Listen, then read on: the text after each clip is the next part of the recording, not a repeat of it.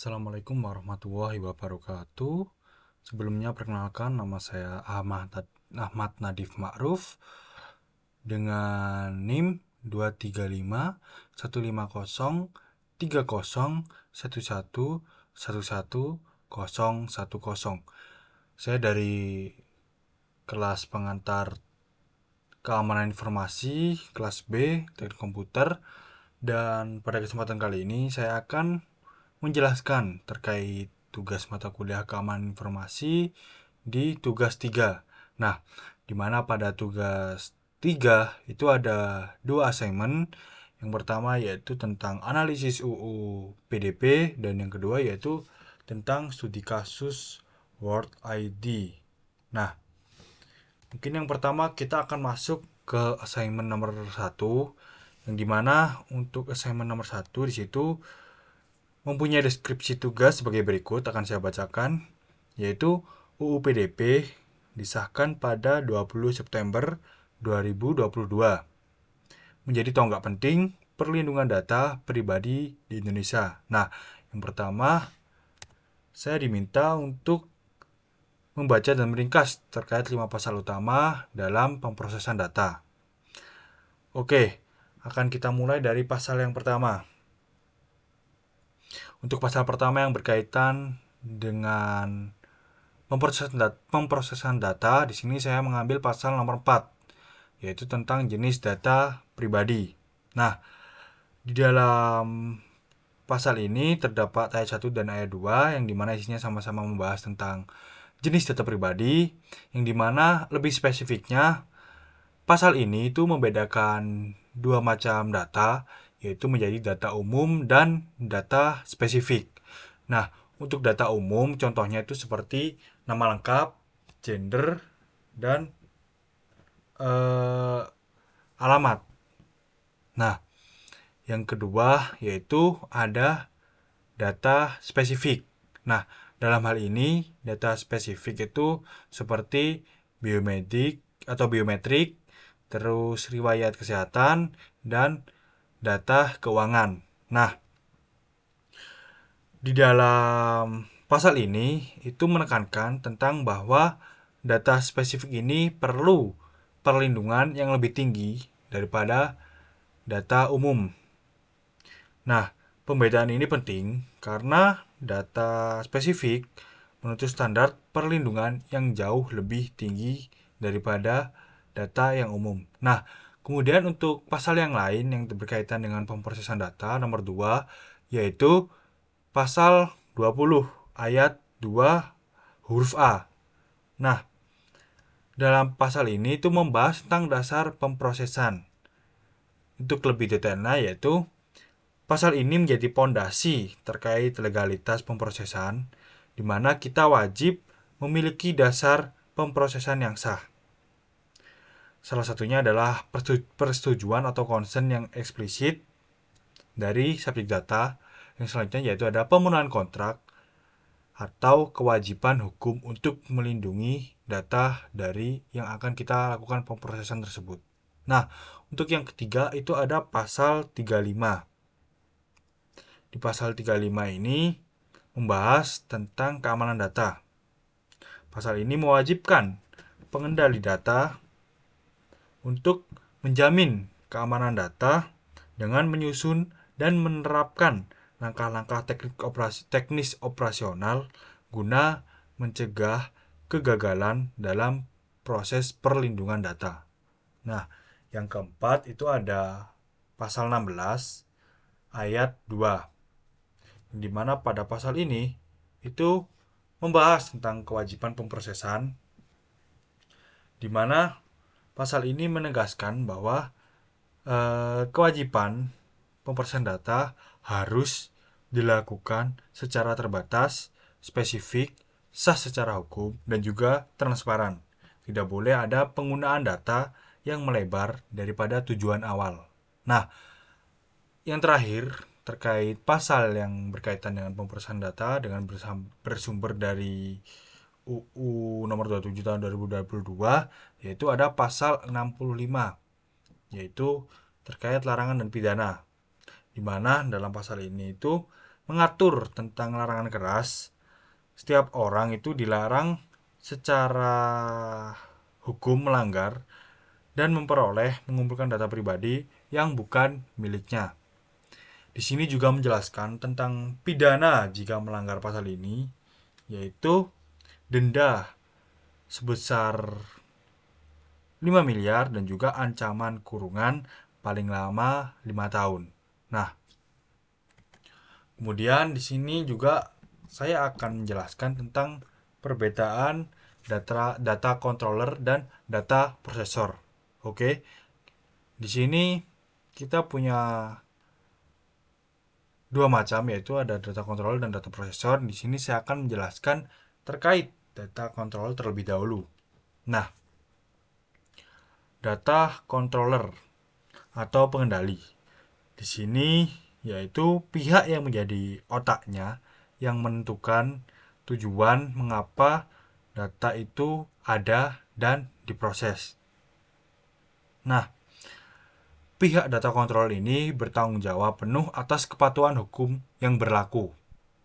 Dan untuk contoh lebih dekatnya, data control ini seperti pihak kampus Universitas Brawijaya yang mengumpulkan dan memiliki data dari kita sebagai mahasiswa dari Universitas Brawijaya itu sendiri. Nah, yang kedua ada data processor.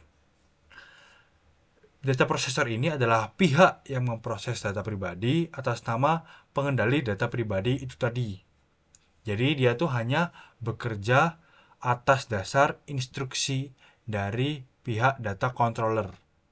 Nah, kalau kita ambil contoh para data processor ini seperti Google Cloud dan AWS, yang dimana mereka bekerja sebagai tempat untuk data itu dilakukan penyimpanan.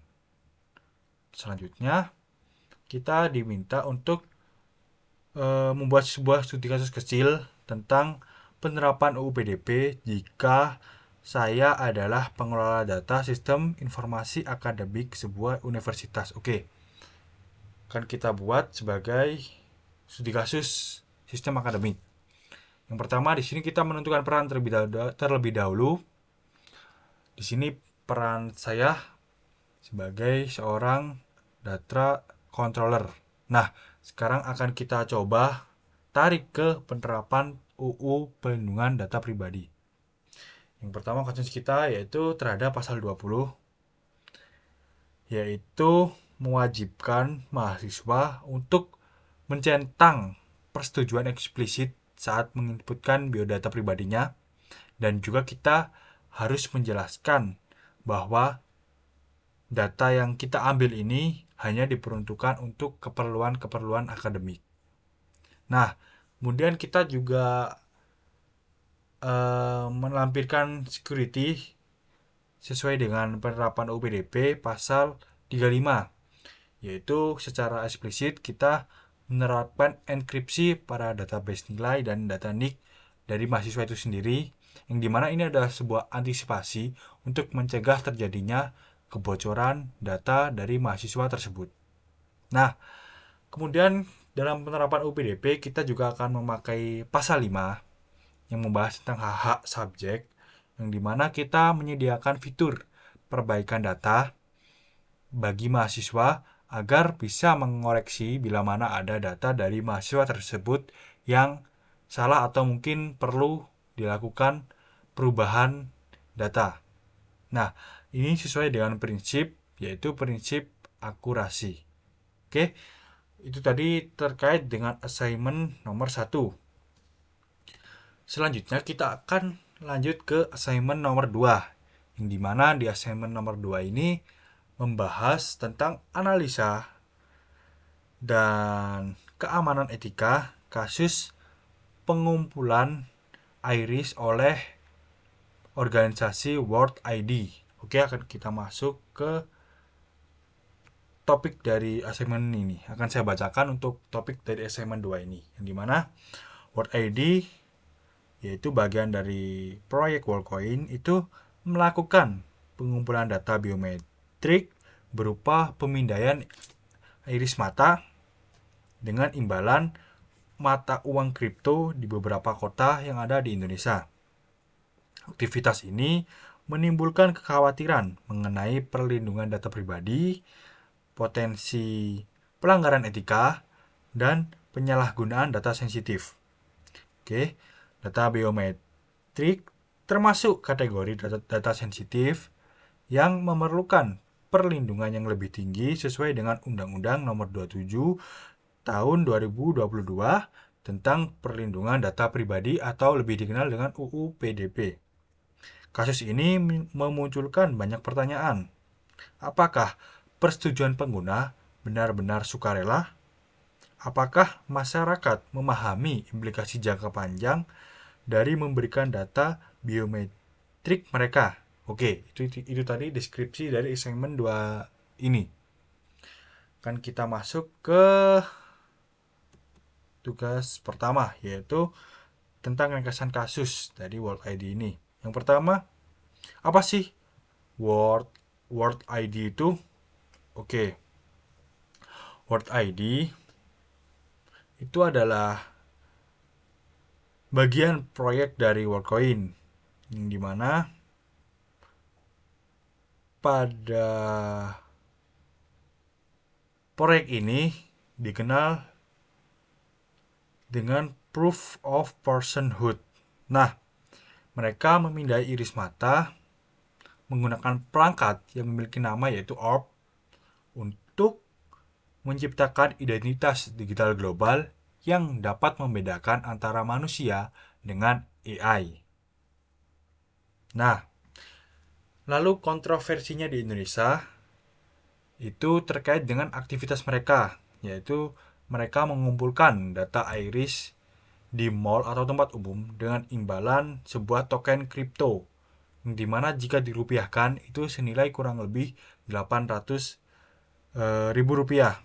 Nah, masalah yang muncul dari kontroversi masalah ini datang dari antrean yang begitu panjang, yang dimana di sini menyebabkan kekhawatiran terhadap eksploitasi data yang mungkin dapat terjadi. Dalam hal ini, pemerintah atau lebih spesifiknya Kominfo melakukan penangguhan atau investigasi karena pelanggaran lisensi PSE. Dan kegiatan ini pun berimbas ditangguhkan oleh pihak pemerintah sampai dengan mempunyai kejelasan yang jelas terkait proyek ini. Nah, kemudian akan kita analisis terkait keamanan informasi dari studi kasus ini. Nah, yang pertama akan saya bacakan pertanyaan terlebih dahulu, yaitu apa saja risiko keamanan dari pengumpulan data iris atau biometrik. Nah, terkait risiko. Nah, dari sisi keamanan informasi, resikonya ini sangat tinggi dan resiko utamanya adalah immutability. Berbeda dengan password yang bisa diganti jika mana terjadi kebocoran, kita tidak bisa mengganti mata atau iris mata kita ini. Jadi, jika database World ID ini bocor, identitas biometrik kita ini tidak akan terkompromi selamanya. Dan apabila memang database ini bocor, maka korban otomatis tidak bisa meriset mata mereka layaknya seperti password yang seperti saya bilang tadi. Nah, jadi sekali bocor, maka kebocoran ini akan bersifat permanen tanpa bisa ditanggulangi. Oke. Kemudian kita masuk ke pertanyaan kedua. Apa potensi penyalahgunaan data tersebut? Oke. Terkait masalah ini, ada beberapa potensi yang dapat terjadi. Yang pertama yaitu tentang identity theft, yaitu penjahat bisa meniru atau melakukan penyalahgunaan melalui identitas biometrik dari korban yang telah menyetorkan data iris mereka tadi. Nah, Potensi yang selanjutnya yaitu defect. Data iris yang beresolusi tinggi ini dapat memanipulasi sistem keamanan yang dilakukan dengan berbasis mata. Dan yang ketiga itu ada potensi penyalahgunaan di bidang surveillance, yaitu pelacakan lintas platform. Nah, dari ketiga potensi penyalahgunaan ini, menurut saya ini tidak bisa kita anggap enteng, karena di kemudian hari ini tentu akan menyebabkan kerugian bagi para pengguna yang telah menyetorkan data iris mereka terhadap pihak World ID ini. Nah, selanjutnya, apakah sistem seperti ini sebaiknya diizinkan di Indonesia? Oke, akan kita bahas. Menurut saya, untuk kondisi saat ini, itu lebih baik tidak. Oke. Sistem seperti World ID ini punya resiko keamanan yang jauh lebih besar daripada manfaatnya terhadap masyarakat umum yang ada pada saat ini. Nah, resiko keamanannya jauh lebih besar dan infrastruktur perlindungan datanya di Indonesia ini lebih spesifiknya itu belum sepenuhnya matang untuk menangani biometrik skala masif seperti ini. Nah, kemudian juga dalam kasus ini itu tidak ada jaminan data tidak akan ditransfer ke luar negeri atau cross border data flow tanpa pengawasan. Nah, sebaiknya dilakukan moratorium atau pelarangan sementara sampai dengan pihak WorldCoin ini sendiri dapat membuktikan kepatuhan penuh terhadap standar keamanan UU PDP dan melakukan lokalisasi data di Indonesia ini sendiri. Oke, kan kita lanjut ke analisis etika dan hukum dalam kasus ini. Nah, yang pertama akan saya bacakan terlebih dahulu untuk pertanyaannya. Apakah persetujuan pengguna dianggap sah jika didorong oleh imbalan uang atau kripto? Berarti ini membahas tentang validitas persetujuan atau consent. Nah, apakah sah jika didorong dengan imbalan uang? Secara etika, tidak sepenuhnya sah. Oke? Karena dalam hal ini, bisa disebut sebagai economic coercion atau paksaan ekonomi. Masyarakat yang memiliki penghasilan rendah cenderung akan mengabaikan tentang resiko-resiko yang dapat terjadi demi kebutuhan mereka, yaitu mendapatkan sebuah uang tunai. Karena ya memang kalau mereka penghasilannya rendah, orientasi mereka tentu akan tertarik kepada uang yang diberikan. Mereka cenderung abai terhadap resiko yang dapat terjadi di kemudian hari. Nah, persetujuan menjadi transaksional karena kan mereka tadi concernnya mereka terhadap uang yang diberikan, bukan secara sukarela berdasarkan pemahaman mereka. Jadi ini menjadi transaksional karena mereka tidak sepenuhnya paham tentang penukaran data atau pemberian data mereka terhadap pihak WorldCoin. Nah, untuk soal yang selanjutnya kita akan masuk ke peninjauan pasal-pasal UU PDP yang masih berkaitan dengan analisis etika dan hukum dalam kasus ini. Oke, di sini kita punya 3 pasal. Yang pertama yaitu pasal 20 dan pasal 22 yang kurang lebih membahas sebuah topik yang sama, yaitu persetujuan yang sah. Oke, yang pertama, persetujuan harus diberikan secara eksplisit, tertulis atau terekam dan tanpa paksaan. Nah, Karena di sini persetujuan didasari desakan ekonomi yang sulit dan dikatakan tanpa paksaan, maka ini masih abu-abu secara hukum karena mereka masih punya unsur terhadap uang atau money oriented. Nah, selanjutnya kita ke pasal 35 terkait keamanan data. Terkait jaminan keamanan ini, pengendali data itu wajib memberikan penjaminan keamanan. Mengingat WorldCoin ini adalah sebuah entitas perusahaan asing, sulit bagi pemerintah Indonesia untuk melakukan verifikasi keamanan server mereka secara langsung karena mereka tidak punya server lokal yang ada di Indonesia. Nah, untuk pertanyaan selanjutnya, apakah praktik WorldCoin termaksud pelanggaran prinsip transparansi dan keadilan?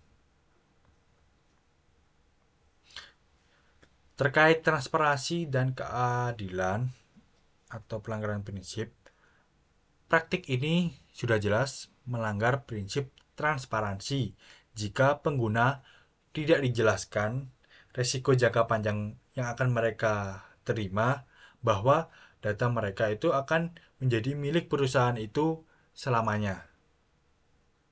Jadi, dalam kasus ini, transparansi masih cukup abu-abu karena kita belum tahu apakah pihak-pihak yang memberikan data iris mata ini paham terkait resiko jangka panjang yang akan mereka terima jika mereka menyetorkan data dari iris mata mereka ke pihak penyedia atau yang menyimpan data ini sendiri.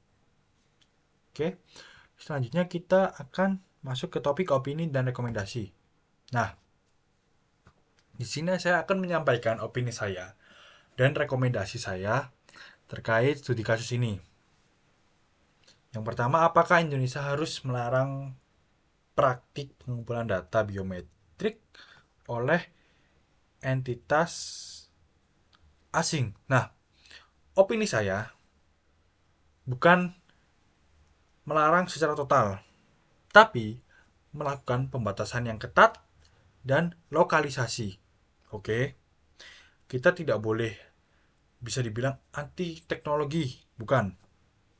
Tapi untuk data spesifik seperti biometrik, syarat mutlaknya adalah data localization. Entitas asing ini wajib punya badan hukum atau PT di Indonesia. Dan servernya juga harus di Indonesia. Karena apa? Biar pihak pemerintah ini bisa melakukan audit secara langsung dan di wilayah pemerintah itu sendiri. Tanpa itu, ya sepertinya mungkin mereka tidak boleh beroperasi terlebih dahulu ya, karena juga demi alasan keamanan juga. Nah, kemudian terkait rekomendasi strategis untuk pemerintah, perusahaan asing, dan masyarakat. Oke. Untuk rekomendasi strategis, kita di sini punya 3, yaitu rekomendasi terhadap pemerintah, rekomendasi terhadap perusahaan asing, dan rekomendasi bagi masyarakat. Yang pertama, bagi pemerintah terlebih dahulu, segeralah bentuk lembaga pengawas PDP yang independen sesuai dengan amanat undang-undang untuk bisa menindak secara tegas raksasa-raksasa teknologi yang mencoba masuk ke kawasan Indonesia ini. Yang kedua, rekomendasi bagi perusahaan-perusahaan asing. Hentikanlah insentif yang bersifat predatory. Gunakanlah teknologi seperti Zero Knowledge Proof agar tidak perlu menyimpan data mentah, iris mata atau biometrik data. Yang ketiga, rekomendasi bagi masyarakat. Oke, masyarakat perlu mendapatkan edukasi literasi digital bahwa data pribadi itu nilainya jauh lebih tinggi dan berjangka lebih panjang daripada uang tunai yang hanya bersifat sesaat. Mungkin sekarang kita butuh uang, tapi di sini yang kita korbankan adalah data kita yang tidak akan dapat digantikan bila itu terjadi kebocoran atau penyalahgunaan. Jadi bagi masyarakat sendiri, ya kita harus berhati-hati karena perkembangan teknologi kita tidak bisa memprediksi ke depannya. Jadi lebih baik kita mencegah daripada mengobati. Oke, mungkin cukup sekian yang dapat saya sampaikan. Kurang lebihnya saya memohon maaf. Terima kasih. Wassalamualaikum warahmatullahi wabarakatuh.